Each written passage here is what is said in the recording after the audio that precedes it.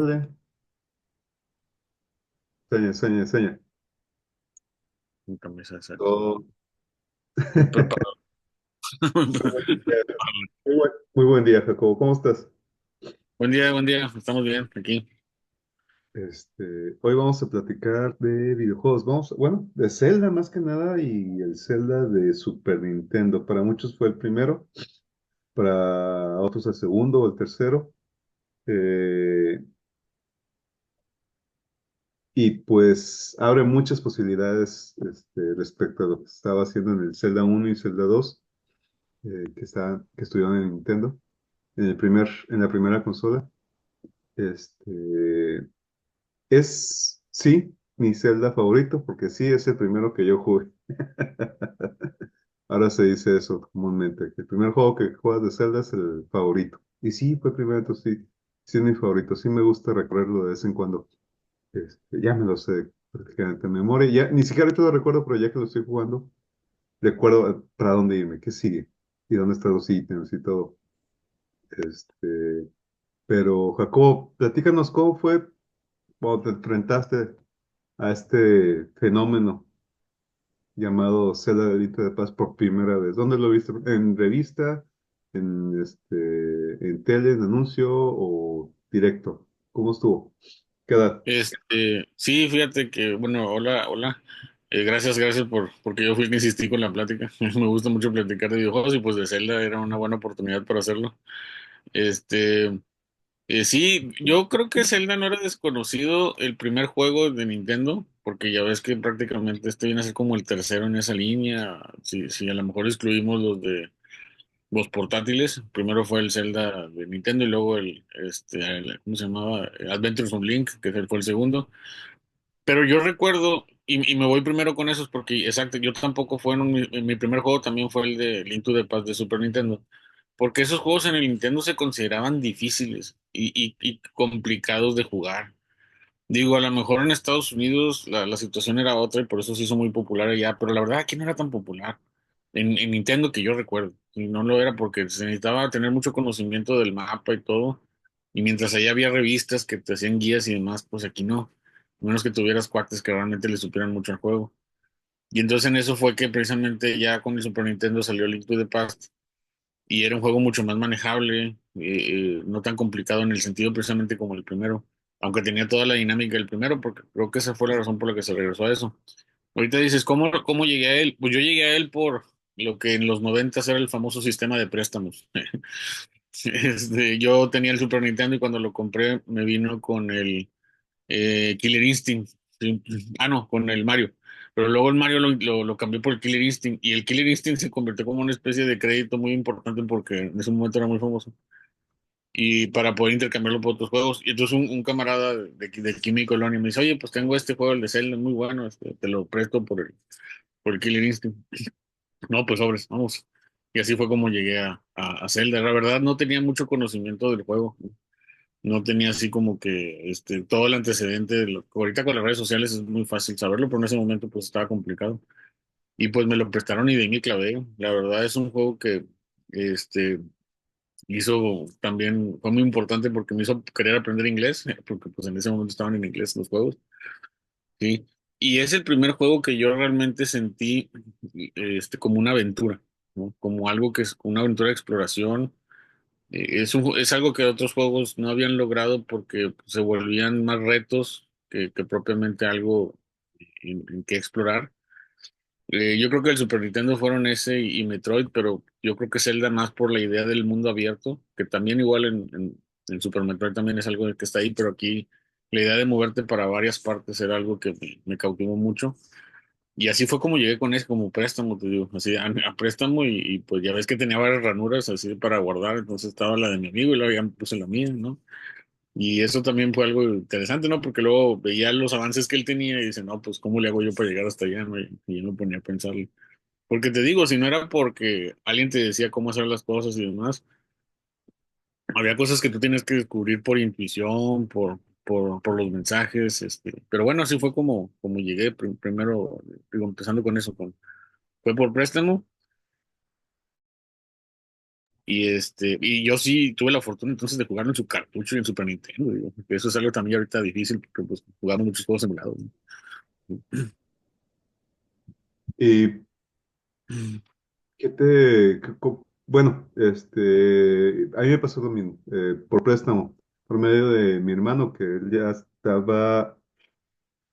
estaba pues en secundaria, ya terminando secundaria, ya todavía está a mediados de la primaria, tercero, cuarto. eh, y recuerdo muy bien que fue esos días que salíamos temprano, a las 10:30, después del descanso, y llovía. Era septiembre. Ah, Y cuando llovía en septiembre, ya no llueve tanto. sí, ya no llueve tanto. Y lo recuerdo muy bien porque pues el juego empieza lloviendo. Sí, es cierto. Se oye la lluviecita y lo relaciono mucho con esa mañana, llegar a la casa como a las 11:30, esperar la comida y que está lloviendo afuera y al mismo tiempo está lloviendo dentro del juego. Está muy padre. Se vivió bien padre ese inicio. Y luego ya empezó a oler la comida y ya te hace comer. Pero sí tienes razón, lo que fue el Zelda 1 y Zelda 2, por mi edad todavía no alcanzaba, eran juegos difíciles para nosotros, no sabíamos inglés, no existían las guías, era pues a, a como le supieras, y si no avanzabas, te aburrías y buscabas otro juego que fuera más sencillo, tipo Mario, tipo Contra, para poder avanzar, que fueran cosas más sencillas. Pero ya en el súper, pues ya tenía más edad y ya podías, ya también aparecían, no sé, te tocó pues tener acceso a las revistas, a las gringas que vendían en Sambors. Y no precisamente las comprabas, te las memorizabas en la tienda. Nada más las leías ahí y las tratabas de memorizar. Pero sí, con el Zelda de Super Nintendo, A Link to the Past, ya empezamos a, a explorar, a crecer con el Super. Ya estábamos un poquito más grandecitos los de nuestra generación. Y lo que primero que me encantó de ese juego es lo que te iba a preguntar, ¿qué te pareció en lo que avanzabas el juego? ¿Qué fuiste encontrando? ¿Qué fue lo que te hizo pues distinguirlo de los demás? Porque pues lo primero que noté es esta idea de que pues es un espacio abierto, es un mundo grande y pues ya para nosotros ya es un mundo muy chiquitito, es un cuadrito, es un mapa sumamente limitado, pero que podías revisitar una y otra vez, hacías un cambiecito en un lado y de repente ya los personajes te decían otras cosas y ese era el punto, que ir de un lado a otro, conocerlo todo y llegar hasta, aquí ya no puedo cruzar, pero entonces ya hasta que encuentro ese ítem y ahora sí ya puedo cruzar y se expande otra vez el mapa y esto lo hacía muy divertido, pasa de un lado a otro y que pues el mundo diera esa oportunidad. No había un juego así, o más bien no conocíamos nosotros otros juegos así. Lo normal era nada más de punto A a punto B, y avanzar, matar al malo y avanzar, de punto A a punto B. Pero no tenías chance de regresar. Y aquí sí, era un mapa abierto y estaba se disfrutaba bastante por eso. ¿Qué, cómo fue para ti ya enfrentarte a este mapa? Sí, yo creo que eso primero es un juego que, ahorita que lo mencionabas también, es un juego que revisito de vez en cuando. O sea, yo creo que desde que salió a la fecha sale una consola y de Nintendo nueva y luego viene con su consola virtual y lo pongo y lo pongo. Ahorita, por ejemplo, en el Switch lo volví a jugar. O sea, es un juego que revisito continuamente desde la primera vez que lo jugué. Eh, y por lo mismo entonces siento que cada que lo vuelvo a visitar encuentro cosas nuevas. Eso también es lo que voy, ¿no? Porque no, es un juego que, por ejemplo, la primera vez que lo jugué a lo mejor era el reto de acabarlo y ya después, las otras veces que lo volví a jugar, ya era, mira, pues, como ya lo acabé, ya sé cómo va la historia, entonces era explorar aquí, explorar allá, darte cuenta que había otras cosas. Eso es lo que tiene Zelda, este en particular. Yo sé que desde el primero estaba el formato, pero definitivamente este fue el que sentó las bases para muchos de los Zeldas posteriores, obviamente, y muchos juegos en general. Digo, pensar. que Zelda solamente se queda en nada más este Zelda en influenciar a otro Zelda, es no reconocer también que ayudó mucho a la concepción de lo que hoy llamamos el sandbox, ¿no? El mundo abierto, como le queramos decir. Y sí, eso fue precisamente lo más fascinante, esto de poder moverte en un mundo donde las restricciones eran de acuerdo precisamente a tu nivel y tu capacidad de fuerza. Insisto, es algo que ya ahorita es una realidad desde este Zelda hasta los actuales Assassin's Creed o los Red Dead Redemption o no sé, Grand Theft Auto. Siento que eso es algo que dicen todas las bases y precedentes. Si mucha raza quiere entender de dónde viene todo este concepto, que se juegue este primer Zelda y se va a dar cuenta que ahí nos tienen muchos conceptos. Pero no solamente eso, sino también el hecho de que, a pesar de que es un mundo abierto, hay una historia que tienes que seguir, hay misiones secundarias que se pueden hacer. Eso creo que también fue algo que este Zelda, yo creo que cambió, porque incluso el primer Zelda en ese sentido era muy lineal. Esto de las misiones secundarias que ahorita es muy famoso en muchos juegos, o sea, de que hay una meta, pero hay otras historias, aquí se veía por demás, ¿no? Porque eso creo que es algo que me llamó la atención y que al principio sí me sacó de onda. Oye, ¿un juego puede hacer eso? Es como si jugaras Mario de repente o una historia alterna, pues eso no había, ¿no? Era rescatar a la princesa y se acabó, no había otra cosa que hacer. Y pongo Mario por la referencia de que es el juego más lineal posible y más famoso. Entonces, yo creo que una de las cosas que me llamó la atención es el de eso, ¿no? Que entonces había una línea principal, lo que tú acabas de decir, de que precisamente para poder continuar había que hacerte más fuerte o obtener ítems, pero la idea también de que en el camino te podías topar una historia aparte, ¿no? Ah, la de este mono que está embrujado, la de Ah, el hijo que se perdió, no sé si te acuerdas así, la de, oye, es que no encuentro a mi amigo, todas esas historias dices tú, que es algo que hasta ahorita le critican mucho al Link, ¿no? De que, oye, pues tienes una misión que hacer y tú andas ahí pescando, andas dando vueltas por todos lados, pero que en ese momento se volvió fascinante porque es donde te das cuenta, y lo que creo que tiene Zelda, que se convertía en un mundo muy vivo, ¿no? Entonces, eso es algo que por eso se sintió una aventura. Y obviamente con toda la influencia de la literatura y las películas de fantasía posibles, donde precisamente hay un rumbo, pero en ese rumbo de todos personajes bien interesantes. Entonces, creo que por eso también este Zelda es tan, bueno, para mí tan memorable, ¿no? Porque era también muy cinematográfico y a pesar de que eran monitos de 16 bits, era increíble cómo te contaban otras historias en medio de esto. Y se volvía más que una película, una especie de miniserie con muchísimos capítulos, porque la otra cosa que también, así recordando rápido, y ahorita que hablamos de la historia, que es interesante, es que hay una historia al principio. Y dices tú, pues es nada más juntar tres pendientes. No, pues la acabo rápido y ya se acaba el juego. No, y luego te das cuenta que eso es el inicio de algo mucho más grande, ¿no? Sí, eso es algo que también jugaba mucho, y perdón la redundancia, el juego no, jugaba con nosotros en el sentido de decirte, hay una historia, y creo que eso es lo que también tiene el Link to the Past, que es sorprendente, hay una historia, un mundo, y tú piensas que eso es todo, y de por sí se te hace grande a lo mejor cuando eres pequeño, pero ya después te das cuenta que hay otro mundo, sí, hay otras historias que hacer, y dices tú, "Oye, esto se duplica conforme vas avanzando, ¿no?" Entonces es eso todavía, era realmente fascinante. Sí. el segundo todavía es más grande, todavía tienes que rescatar más princesas. Y estaba bien padre, fíjate que ya me pusiste a recordar lo de los gemelos, que estaba uno separado por el cuarto y luego tenías que unirlos, los enanitos que te ayudan a mejorar tu espada, el Sora que estaba allá en el agua, subir al agua, recuerdo el día que me metí ahí y subir al agua y tratar de nadar y luego, no, digo, no puedes nadar y luego ya consigues las aletas y ya empiezas a las patitas para nadar y ya puedes subir. Y, cuando avientas tus ítems dentro de una cueva por una cascada, que avientas los ítems y te los regresan con mejoras. Eso está bien loco.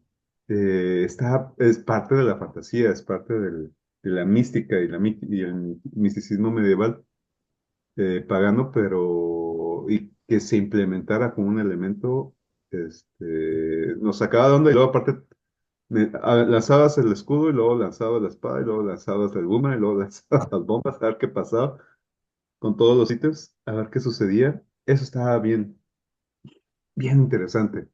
Y las mini historias, como tú comentas, de todos los personajes, que algunas historias están medio pues ya que estás grande, ya sé como que está bien triste, está bien, tópico y sí, dramático. Pero inclusive la misma historia, cómo empieza que se muere tu tío. Ya se muere, le quitas la espada y ya. Pasas al siguiente cuarto y ya estás matando monitos con la espada. Eh, Digo, en esa edad pues no lo concibes, pero ya que lo ves, así como que, ya que creces y lo empiezas a ver, ay, ahora sí te pega de que se te murió, se te murió tu único familiar y te hereda el encargo de salvar a la princesa. Y empieza ya la historia, empieza ya la aventura. Y es ese pequeño, ese primer escenario que obviamente es el intro y en el que te enseñan a jugar, este, en el cual pues aparecen enemigos los más sencillos y está el castillo y buscas a la princesa y tienes tu primer jefe, el de la, el de la bola con picos. Está impresionante, está muy cinemático como tú lo dices, lo disfruté bastante y a veces nada más juego para jugar ese pedazo, una y otra, porque está muy cinemático, todo el hecho de cómo te llevan, y eso lo tiene, Nintendo lo maneja muy bien, desde Mario 1 en el NES, que te enseñan a jugar, pero al mismo tiempo te demuestran el mundo y te demuestran la historia y todos los límites de lo que sí se puede hacer y lo que no se puede hacer. Utilizar el pebetero para prender la luz, la lamparita y, y pues el hecho de que pues estás solo. Eso también, cuando estás chico no lo concibes, no lo ves. Y bueno, se ve más con Metroid. Y tú pues eres muy gran fan de Metroid. Pero en el Zelda 1 pues se siente también, Zelda de Super NES, perdón, se siente también bastante eso en los primeros minutos, ya que empiezas a jugar con la espada, que se muere tu tío, ahora sí te sientes, estás solo ante todo este gran, vasto mundo que es nada más un mapita, que después, como tú dices, se dobletea y híjole, es todavía más grande.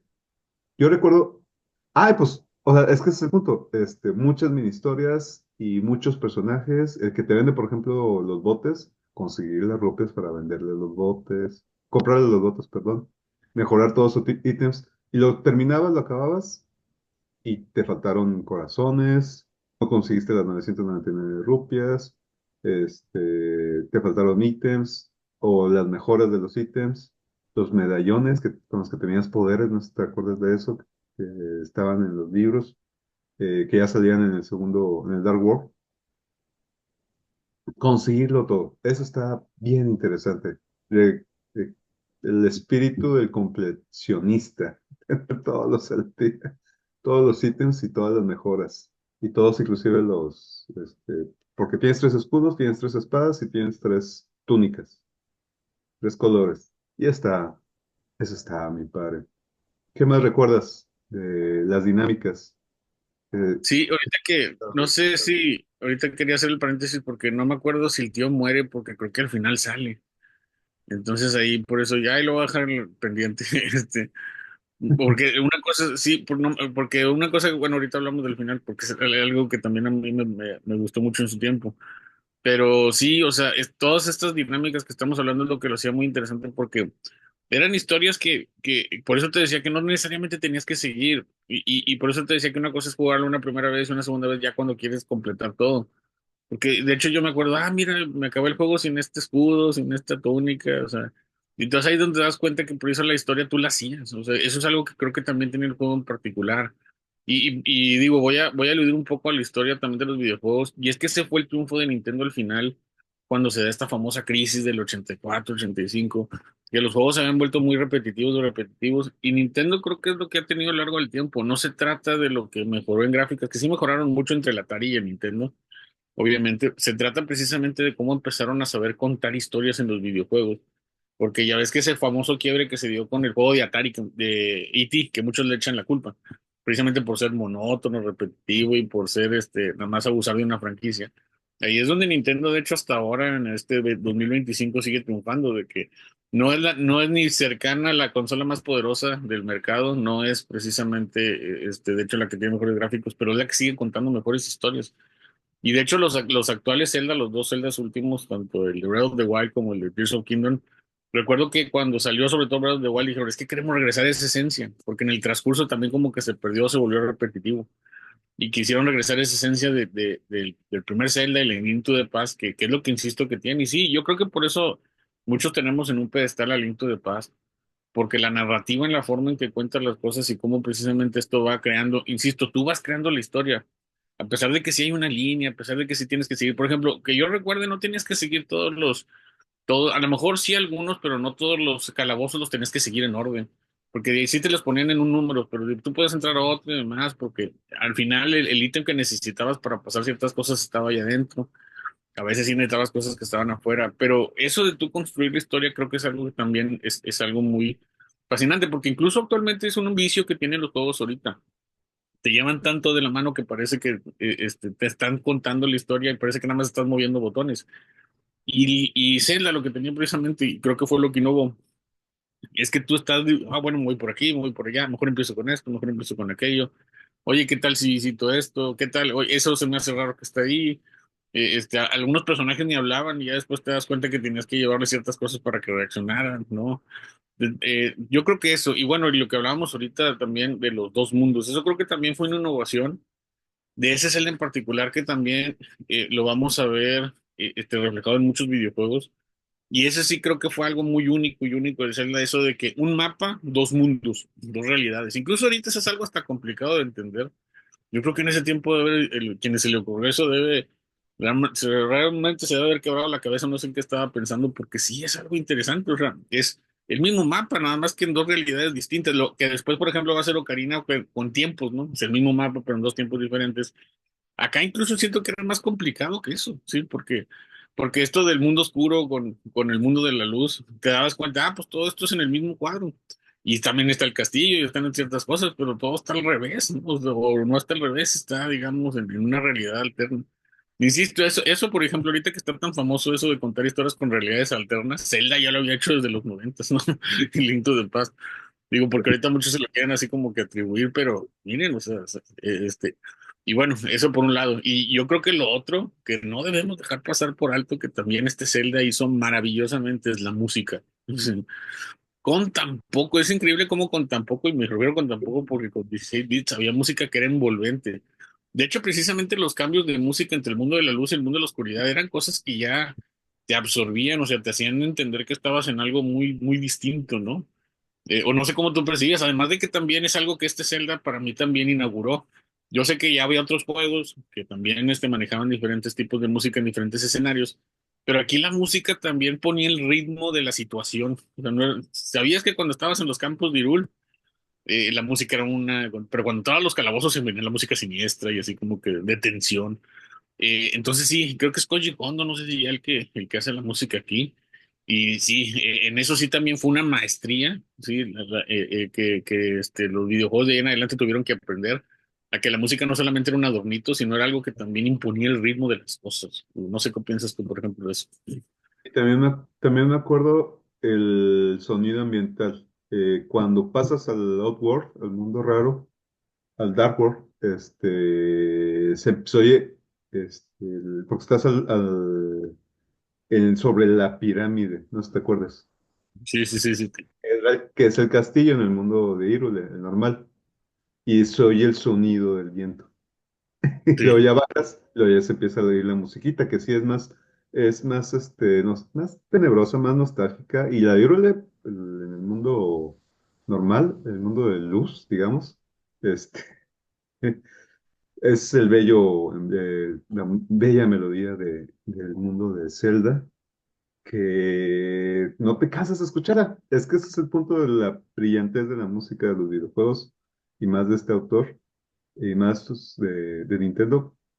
Es la misma tonada y melodía una y otra vez, que dura un minuto y medio o medio minuto y estás ahí 5, 10, 15, 30, media hora. Y a mí lo que me fascinaba es que pues tienes que aguantar y la hacen que que te gusta, esa que te disfrutas, te la memorizas, está ya en tu inconsciente y la disfrutas bastante. Porque eso es lo interesante de este mundo de Zelda, que tienes cuatro posibilidades de dirección, arriba, abajo, izquierda, derecha. Y el que tienes que ir es arriba, pero vamos a ver qué hay a la derecha. Y encuentras todas muchas cosas, y encuentras ítems, y encuentras corazones, encuentras rupias, encuentras enemigos, agarras un ítem, y luego te regresas, pero vas a la otra dirección, a la otra dirección opuesta y encuentras otras cosas, y más personajes con cosas que te piden. Y cuando vas a regresar al camino que tienes que seguir, para empezar, ni siquiera sabes que es el camino que tienes que seguir y es otra vuelta, es otra. Entonces perdías mucho tiempo, pero lo estabas disfrutando porque era un espacio en el cual podías hacer muchas cosas, que era más que nada, pues, cosas muy sencillas, que si lo comparas con Grand Theft Auto, si lo comparas con Red Dead Redemption, pues nada que ver. Es todavía más vastos sus mundos. Y esos mundos pues eran más sencillos. Y la ambientación y la música, híjole, tienes razón, es una gran maestría. Recuerdo, bueno, pues ya comenté el estar al borde, el tope de la pirámide y bajar de ella y pues ya empieza la música, pero primero está el sonido ambiental del viento. También en el cerro, en las montañas, también que nada más se escuchaba baja ya la música y se escucha nada más el viento cuando estás en lo más alto. Y cuando estás escalando, cuando vas subiendo, cómo se oyen las rocas que van cayendo y, uy, híjole, ay, me casaban tantos días esas rocas. Pero cuando entras al bosque, Sí. Ah, híjoles, sí, sentía bien místico, sentía bien fantástico, o sea, sentías que ibas a encontrar el Grial, que eras Percival, sí, sentía prácticamente eso, y cuando por fin ya llegas donde está la espada, la música, prácticamente la música santa que está ahí de fondo, y están las florecitas, y pues, se atraviesan las ardillitas, y está la luz atravesando los árboles, es esa imagen, ese momento sumamente místico por la mera ambientación. En 16 bits, como tú comentas, está impresionante esa capacidad, pero es que es también todo el mundo, es todo el mapa, es el caminito que te hacen llevar y cómo te hacen lidiar con la situación de ir avanzando. Creo que eso es lo llamativo y lo que te hace hacer, lo que te hace sentir, perdón, todas esas situaciones. Híjole, se nos está acabando el tiempo, solo 10 minutitos, pero ¿qué más? ¿Qué más? sí, yo quiero retomar lo de la espada maestra porque creo que para mí, si hago un top 10 de los momentos más memorables de los videojuegos, es ese. O sea, cuando vas y llegas con la espada maestra, es increíble, insisto, como un juego tan pequeño te hacía sentir una vibra tan mística, porque llegas y hasta hay animalitos que se van haciendo a un lado, el bosque se va abriendo, llegas y abre la espada, se oye toda una música así como melodiosa y saca la espada, o sea, eso es impresionante. Ahí la espada maestra o sea, igual ni siquiera a veces era tan poderosa, la verdad, pero sentía toda la ambientación que era algo que estabas en la cúspide del juego, ¿no? Bueno, yo eso y bueno, y antes de que se acabe el tiempo, porque sí, como esto hay tantas cosas que se podrían hablar. Por ejemplo, yo creo que la música en ese sentido sí sigue una línea que ya después en Ocarina of Time va a ser mucho más genial, porque por ejemplo aquí todos los calabozos sonaban igual la música, ya después en Ocarina of Time cada música de calabozo que en particular yo creo que es mi soundtrack favorito de un videojuego en Ocarina, pero aquí este no se queda atrás. Es muy genial. Ah, y decía yo ahorita, y no lo quería dejar de lado, el final. El final me gustó mucho porque estás acostumbrados a los finales donde llega Zelda, llegas, Link llega con Zelda y se abrazan y se acaba el juego. No, aquí te hacen, no sé si de ahí Peter Jackson se inspiró para hacer su super final El Retorno del Rey, pero es un final bien completo, no sé si te acuerdas, te pasan a todos los personajes que vas viendo, qué les pasó a cada uno, que cómo estuvo precisamente, los gemelos que se reunieron, los del bosque, los de la villa, todos así, en los dos mundos, todos cómo tuvieron su final. Por eso te digo que hasta donde yo recuerdo, creo que Link salía con su tío y los dos así con la espada de Semenar, pero ahí te digo, lo ponemos en duda. Y luego ya al final cuando decían, y la espada maestra dormirá para siempre, o sea, así, así clavada de nuevo en su piedra o en el lugar donde estaba. Eso era algo épico, ¿no? Épico, épico, épico, que digo yo. híjole, pocos juegos te hacían sentir en esa época. Ya ahora después a lo mejor puedes presumir de que muchos celdas posteriores, otros juegos, digamos, de fantasía lo lograron, pero en ese momento no había nada parecido que te hiciera sentir ese nivel de autenticidad y de asombro como ese final. Vaya, ese final se me hizo tan completo. Y sobre todo, insisto, acostumbrados a finales tan pequeños, donde a lo mejor nada más salió una gráfica al fin, o sí, cosas por el estilo, la típica de Ryu caminando y se acabó. Este juego hizo de los finales también para mí algo distinto, ¿no? O sea, un final donde todo ese mundo que está vivo, pues también te dicen, bueno, todos tienen un final. Y eso en particular a mí me gustó bastante. No sé si Yo, te acuerdas. sí, sí, sí, yo, fíjate, yo en lo particular disfruto mucho, o sea, que los ítems hacían que te abrieran muchas posibilidades. O sea, muchas partes del juego, del mapa todavía no podías entrar y con este ítem ya ahora sí podías entrar. Los guantes, las aletas, etcétera, y ya tenías acceso. Y los jefes, podías vencerlos, y los enemigos, podías vencerlos con diferentes, o podías usar las flechas, podías usar el gancho, o podías usar las bombas, o la espada. El jefe final ya lo sabes con Ganon, usar Sí, la red. Está a la bien, red. qué zafado que pudieras usar la red para matar al jefe final. De hecho, se me hacía más difícil algunos otros enemigos, subjefes de los dungeons que el mismo jefe final que ganan. Ujú. O hacer que la historia, eh, o sea, tú te creas tus propias narrativas. Estaba ya la historia establecida, pero tú creabas tus propias narrativas y hacías tus propias aventuras porque conseguir ese cofre que estaba en esa cueva, que caminabas por ahí, pero no tenías acceso a ese cofre porque estaba en otro nivel o estaba en otra puerta, entonces, ¿cómo conseguirlo? Y dabas la vuelta y te quedabas unas 2 horas, 3 horas de tu vida en esa tarde, pero la disfrutaste porque pues también viste otro camino que no habías visto. Y, y usarte ahora sí la capacidad cognitiva del adolescente, del preadolescente, en el que pues resuelve los acertijos de los dungeons, pero el jefe mismo también a veces era un dungeon, así como el Metroid. El jefe mismo era un pequeño acertijo, cómo vencerlo. Y ahí Sí. pelearte con esa situación y usar todos los ítems, a ver cuál era el que jalaba, o con Mega Man, que depende de las armas que tengas, podías calar a ver cuál era la que funcionaba, a ese estilo. Y si no lo tenías, pues tenías, batallar, te mataban. Pero, o si no lo encontrabas, te mataban antes de, más que nada.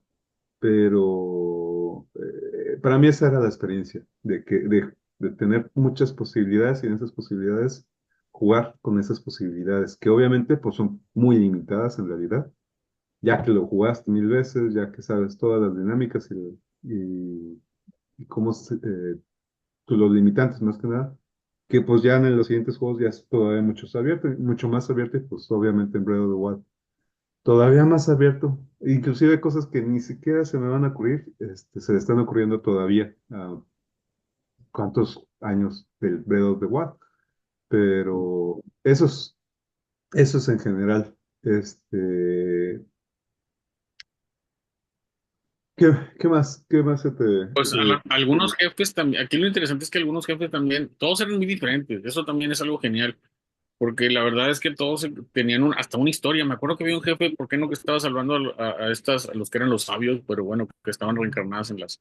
las damas de compañía de Zelda. Hay una donde, vas acompañando a una de ellas y se convierte en el jefe, no sé si te acuerdas, ¿no? Entonces, ese tipo de cosas hacían que también el hecho de que los jefes se sintieran muy diferentes, que tuvieras que derrotarlos de formas diferentes y hasta que tenían historias diferentes, creo que eso también fue un acierto muy bueno porque estamos acostumbrados también a ver mucha repetición de jefes. Incluso hoy en día veo juegos que también abusan de eso, ¿no? De que prácticamente a veces los jefes finales de niveles o de lugares, casi siempre es el mismo, nada más que le ponen otras armas. Aquí en ese Zelda no puedes decir eso. Todos los jefes tenían, uno era un ojo, otro eran unos caballeros, otro era una especie de serpiente. Es que era una locura también el ingenio y además el hecho también. Y es lo que también no quería dejar pasar por alto, que el jefe, no era el jefe. Sí, porque no que Ganon es un personaje oculto en la historia. No me acuerdo cómo se llamaba este mago, que es el que está detrás de todo y Ah, que sí. luego precisamente traiciona a Ganon, ¿no? Eso también fue un giro de tuerca de que, canijo, entonces el tipo contra el que se iba a pelear, no era, no era el jefe final, era otro. Y por eso la pelea se vuelve más épica, porque entonces te ponen a Ganon como un tipo todavía más poderoso que el que tú pensabas que era el jefe final, ¿no? Y la pelea al final ahí en la pirámide, pues se vuelve algo, además se vuelve algo también épico, ¿no? De descubrirlo, de usar las flechas, flechas especiales. Ahí tienes que poner todas tus habilidades y no caer, porque si no tienes que volver otra vez a empezar. Es una maravilla, la verdad, este Link to the Past. Sí, creo que es algo que ha sentado un precedente tremendo, ¿no? En los videojuegos. Y ya si uno lo revisa, te das cuenta, insisto, o sea, si lo vuelves a ver, te vas a dar cuenta que hay cosas que se te pasaron por alto, que Sí. pues uno simplemente nada más ahí abandona y que a veces no lo toma en cuenta. Y da la opción de que puedas entrar y jugarlo de forma diferente. En lugar de tener todos los ítems, al revés, los menos ítems necesarios Sí. para pasar. Menos llaves, el mapa, jugar sin el mapa, jugar sin la brújula,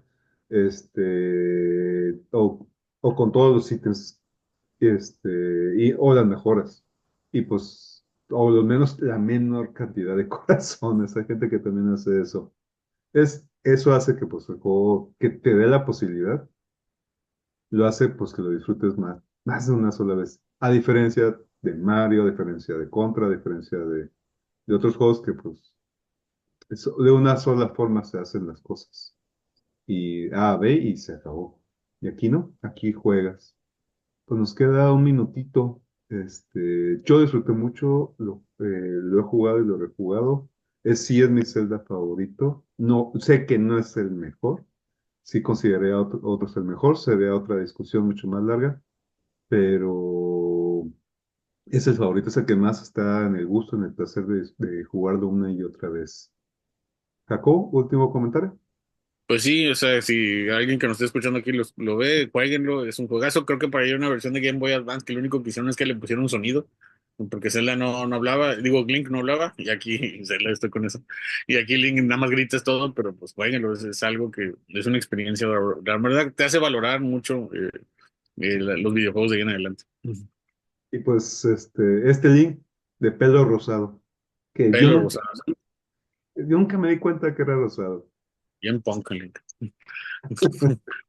Y cuando se convirtió en conejito, híjole, ¿ahora qué voy a hacer? Esta estuvo bien pesado. Pero bueno, muchas gracias por escucharnos. Ojalá que volvamos a hablar de videojuegos más rápidamente.